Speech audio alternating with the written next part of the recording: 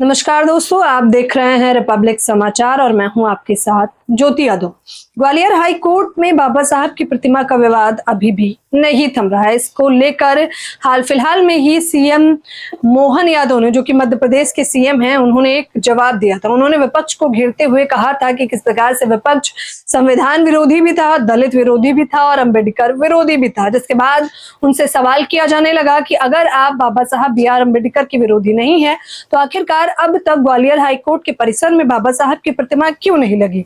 हालांकि जवाब तलाशने का प्रयास लगातार बहुजन समाज के लोग कर रहे हैं, लेकिन इस बीच में सबसे ज्यादा सुर्खियों में जो बने होंगे वो हैं वकील अनिल मिश्रा। जी हाँ, ये वही जातिवादी वकील अनिल मिश्रा हैं जो सीधे तौर पर बाबा साहब BR अम्बेडकर पर अभद्र टिप्पणी करते हैं। ये कह देते हैं कि संविधान बाबा साहब अम्बेडकर ने नहीं बल्कि BN राव ने लिखा है, पहला।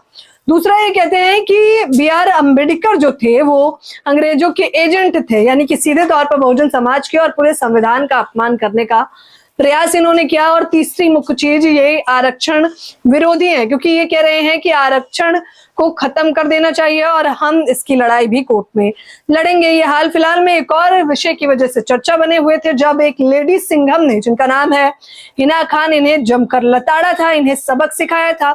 जब इन्होंने जोर जोर से जय श्री राम के नारे हिना खान के सामने लगाए और इन्हें लगा कि ये बोलती बंद कर देंगे कि महिला सिंघम की, लेकिन उसने इनसे भी तेज नारे लगाकर ये बता दिया कि सनातन की आड़ में आप किसी भी प्रकार की अभद्र टिप्पणी करेंगे या फिर दंगे भड़काने का काम करेंगे तो ये बिल्कुल भी बर्दाश्त नहीं किया जाएगा। यानी कि अनिल मिश्रा की एक एक करके लगातार थू-थू होती जा रही है, बावजूद इसके ये थमने का या रुकने का नाम नहीं ले रहे। इन पर FIR भी दर्ज हो चुकी है, बावजूद इसके ये बार बार कुछ ना कुछ ऐसा कृत्य कांड करते रहते हैं जिससे ये सुर्खियों में बने रहे। हाल फिलहाल में हमने आपको दिखाया था कि 15 अक्टूबर को लेकर भीम आर्मी ने ऐलान किया था कि वो सीधे तौर पर 15 अक्टूबर को 1 लाख लोग चप्पल लेकर अनिल मिश्रा और उनके तमाम सहपाठियों का, जो अम्बेडकर विरोधी है, उनका स्वागत करेंगे, जिसके विरोध में प्रशासन ने मध्य प्रदेश में धारा 163 लागू कर दी थी। लेकिन सबसे मुख्य खबर ये भी है दोस्तों कि इस पूरे विषय को लेकर नगीना सांसद चंद्रशेखर आजाद ने